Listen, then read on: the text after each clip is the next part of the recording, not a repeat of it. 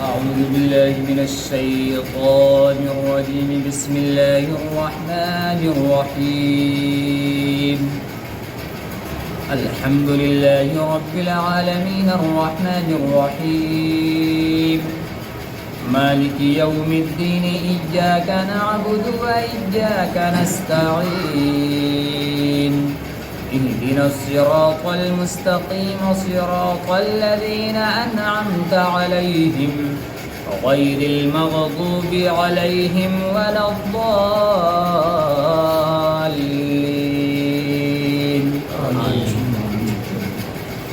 جیسا کہ آپ تمامی حضرات کو معلوم ہے کہ ہم درس قرآن شروع ہونے سے پہلے روز الحمدللہ کی تلاوت کرتے ہیں، سورہ فاتحہ کی تلاوت کرتے ہیں، کیونکہ سورہ فاتحہ دعا ہے اور اس میں ایک سب سے خاص دعا جو اللہ تعالیٰ نے سکھائی وہ دعا کیا ہے کہ تم اپنے رب سے دعا کرو کہ یا اللہ تو مجھے سیدھا راستہ چلا۔ یہ سب سے بڑی چیز ہے، یہ سب سے بڑی چیز ہے۔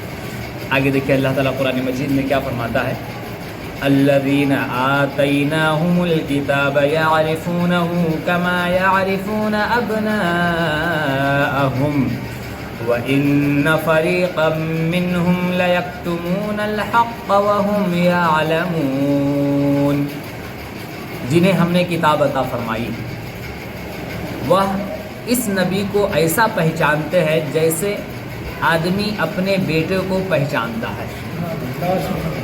یعنی یہودی حضور کو کیسے پہچانتے تھے؟ جیسے انسان اپنے بیٹا کو پہچانتا ہے۔ عیسائی حضور کو کیسے پہچانتے تھے؟ کہ جو انسان اپنی اولاد کو پہچانتا ہے، لیکن اس کے باوجود بھی وہ جھٹلاتے رہے، حضور کو پریشان کرتے رہے کہ نہیں تم نبی نہیں ہو، تم یہ ہو وہ ہو فلاں ہو چلا ہو ڈھکا ہو۔ یہ صرف اس لیے ساری چیزیں تھیں، ادھر ادھر یہ ایسا جیسا کیسے، صرف اس لیے یہ ساری چیزیں تھیں کہ ہمارا نذرانہ بند نہ ہو جائے، ہمارا نذرانہ بند نہ ہو جائے۔ کیوں؟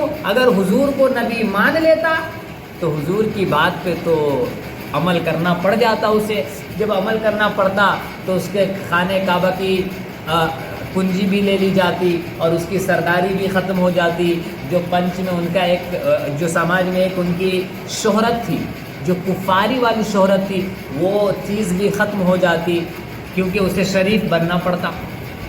آج بھی بدماش اپنی بدماشی اسی لیے نہیں چھوڑ رہے ہیں کیونکہ بدماشی چھوڑ دیں گے کوئی ہماری بات نہیں سنے گا، کوئی ہماری بات نہیں سنے گا۔ ہاں، اسی لیے تو اللہ نے یہود و نصارہ کے بارے میں کیا فرمایا، یہ تو نبی کو یعنی اس نبی کو ایسے پہچانتے ہیں جیسے لوگ اپنی اولاد کو پہچانتا ہے۔ آگے دیکھیے اللہ کیا فرماتا ہے، اور بے شک ان میں الگ گروہ جان بوجھ کر حق چھپاتے ہیں، بے شک اس میں سے ایک گروہ جان بوجھ کر کے حق چھپاتے ہیں۔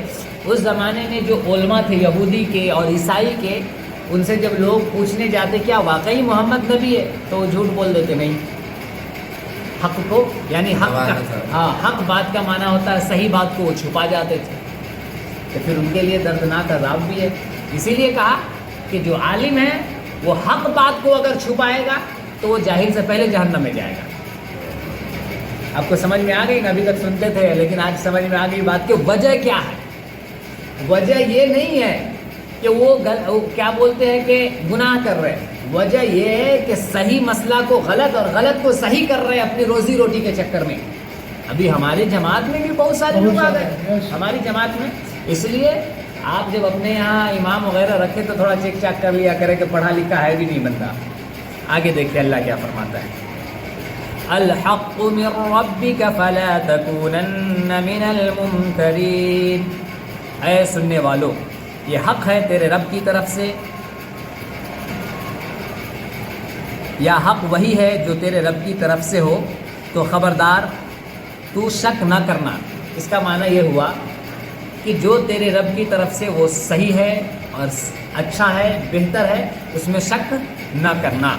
آگے دیکھیں، وَلِكُلٍّ وِجْهَةٌ هُوَ مُوَلِّيهَا فَاسْتَبِقُوا الْخَيْرَاتِ أَيْنَمَا تَكُونُوا يَأْتِ بِكُمُ اللَّهُ جَمِيعًا ان اللہ علی کل شیء قدیر، اور ہر ایک کے لیے توجہ کی ایک سمت ہے کہ وہ اسی کی طرف منہ کرتا ہے. تو یہ چاہو کہ نیکیوں میں اوروں سے آگے نکل جائے تو تم کہیں ہو، اللہ تم سب کو اکٹھا لے آئے گا. بے شک اللہ جو چاہے کرے، یعنی ان اللہ علی کل شیء قدیر، یعنی اللہ تعالیٰ ہر چیز کر سکتا ہے جو اس کے شان کے لائق ہے. اللہ تعالیٰ ہر چیز کر سکتا ہے جو اس کی شان کے لائق ہے. اور اس آیت میں یہ ہوا کہ ہر چیز کے لیے ایک سمت مقرر کر دی ہے، ہر چیز کے لیے ایک وقت مقرر کر دی ہے.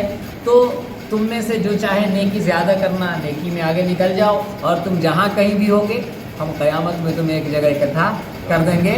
اور ان اللہ علی کل شیء قدیر، وہ کیسے اکٹھا کر دے گا؟ وہ ایسے اکٹھا کر دے گا جیسے وہ سب کچھ کر سکتا ہے. جیسے زمین بنا دیا، آسمان بنا دیا، بنا ماں باپ کے آدم و حوا پیدا کر دیے، بنا باپ کے عیسیٰ پیدا کر دیے، اور کیا بولتے ہیں کہ بنا کسی چیز کے زمین پیدا کر دی. اور ایسے ہی قیامت کے دن ہم سب کو اکٹھا کر دے گا جیسے بنا کھمبا کا آسمان کھڑا کر دیا. کہیے سبحان اللہ. وَمِنْ حَيْثُ خَرَجْتَ فَوَلِّ وَجْهَكَ شَطْرَ الْمَسْجِدِ الْحَرَامِ وَإِنَّهُ لَلْحَقُّ مِنْ رَبِّكَ وَمَا اللَّهُ بِغَافِلٍ عَمَّا تَعْمَلُونَ. اور جہاں سے آؤ اپنا منہ مسجد حرام کی طرف کرو، یعنی جہاں کہیں بھی ہو، جہاں دنیا کے کسی کونے میں ہو، تم اپنا منہ جب نماز پڑھو تو مسجد حرام یعنی خانہ کعبہ کی طرف کرو. ہم پشچم کی طرف منہ کر کے نماز پڑھتے، کیوں؟ ہندوستان سے جو خانہ کعبہ جہاں پڑتا ہے وہ پشچم کی طرف ہے، اور جو امریکہ کے لوگ ہیں وہ پورب کی طرف منہ کر کے نماز پڑھتے، کیونکہ ان کا پشچم جو ہے خانہ کعبہ کی طرف. تو اللہ نے حکم دیا کیا؟ کہیں سے بھی آؤ یا کہیں سے بھی ہو تو تم کیا کرو؟ خانہ کعبہ کی طرف نماز پڑھو. اور وہ ضرور تمہارے رب کی طرف سے حق ہے. یعنی یہ اس زمانے کے لوگ جو چونچا چیچا کر رہے تھے نا کہ یہ کیسے ایسے، جیسے پیچھے پڑھا نا آپ نے، تو اس کے کہا کہ ضرور یہی تمہارے رب کی طرف سے حکم ہے اور یہی صحیح ہے. وَمَا اللَّهُ بِغَافِلٍ عَمَّا تَعْمَلُونَ، اور اللہ تمہارے کاموں سے غافل نہیں. اللہ تعالیٰ تمہارے کاموں سے غافل نہیں. تم جو سوچتے ہو اور جو تم چھپ کر کرتے ہو یا کھل کر کرتے ہو، جو دل میں رکھتے ہو، جو زبان پہ رکھتے ہو، اللہ سب جانتا ہے. جو تم دل میں رکھتے ہو یا زبان پہ رکھتے ہو، یا جو سوچتے ہو کسی کے بارے میں، یا پھر جو کرتے ہو کھل کر کے یا چھپ کر کے، اندھیرے میں یا روشنی میں، اللہ سب جانتا ہے. اسی لیے حضور علیہ السلام نے کیا فرمایا؟ مسلمان کیسا ہوتا ہے؟ نیت المؤمنین خیر من عملہ، کہ مسلمان کی نیت اس کے کام سے اچھا ہوتا ہے. اس کے جب مسلمان کوئی کام کرنا چاہتا ہے تو اس میں اس کی نیت اللہ کے لیے ہوتا ہے کہ میں یہ کام اللہ کے لیے کر رہا ہوں. اور پھر جو لوگ ایسے ہیں ان کی بڑی برکت ہے.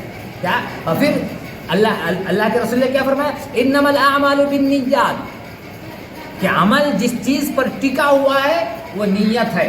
اگر آپ نماز پڑھنے آ رہے ہیں لیکن آپ کی نیت بس یہی عادت والی ہے، آپ کی نماز بیکار ہے. اگر آپ نماز پڑھنے آ رہے ہیں، سوچ یہ رہے ہیں کہ نماز نہیں پڑھیں گے تو لوگ کیا کہیں گے؟ آپ کی نماز بیکار ہے. آپ روزہ اس لیے رکھ رہے ہیں کہ کھانے کو نہیں ملے گا، آپ کا بھوکا پیاسا رہنا بیکار ہے. یعنی ہر وہ عمل بیکار ہے جو اللہ کے لیے نہ کیا جائے. ہر کام بیکار ہے، ہر وہ اچھا کام بیکار ہے اور اس کا کوئی ثواب نہیں جو اللہ کے لیے نہ کیا جائے. تو عمل کرنے سے پہلے سمجھ رہے نہیں کیا کرنا چاہیے؟ نیت کرنا چاہیے اللہ تیرے لیے کر رہا ہوں، یا اللہ تیرے لیے کر رہا ہوں. کیوں؟ اللہ فرماتا ہے وَمَا اللَّهُ بِغَافِلٍ عَمَّا تَعْمَلُونَ، تم جو کچھ بھی کرتے ہو میں سب جانتا ہوں. وَمَا عَلَيْنَا إِلَّا الْبَلَاغُ.